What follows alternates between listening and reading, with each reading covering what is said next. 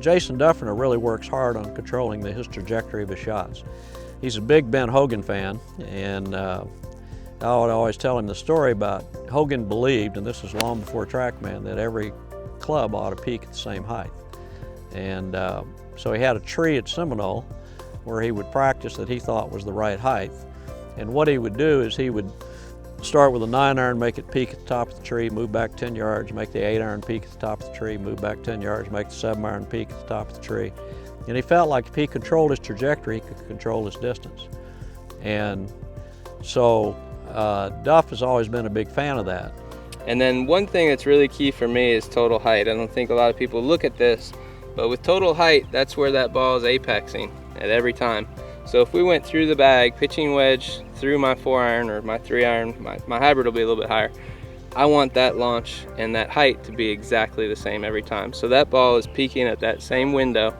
And then what I'm using to stop it is my spin rate and my land angle.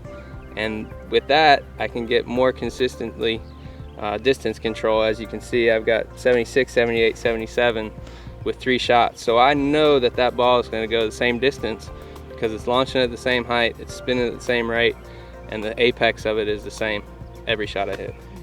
He lives checking his numbers. He wants to make sure, and he's one of the best ball strikers out there. When it comes to controlling his ball, he's really good at controlling his ball because of the fact that that's what he works on, is not just hitting balls, but he works on controlling his balls, making the numbers right. So what Trackman's really enabled me to do is it's given me so much information that I can use that on the golf course. I understand what a degree difference means in my swing path and what that does to the golf ball. So it's just really given me a baseline and an understanding of why the golf ball does what it does in the air. We've had some other issues with his driver. When he tried to hit up on the ball to try and improve his distance, he actually swung slower. And so what we did is we said, okay, well, let's get a driver that will give us the right numbers and let us hit down on the ball. So he doesn't hit down a mega amount, but he'll hit down 2.5 degrees sometimes. And he'll still get the 12, 2400 numbers, which is fine.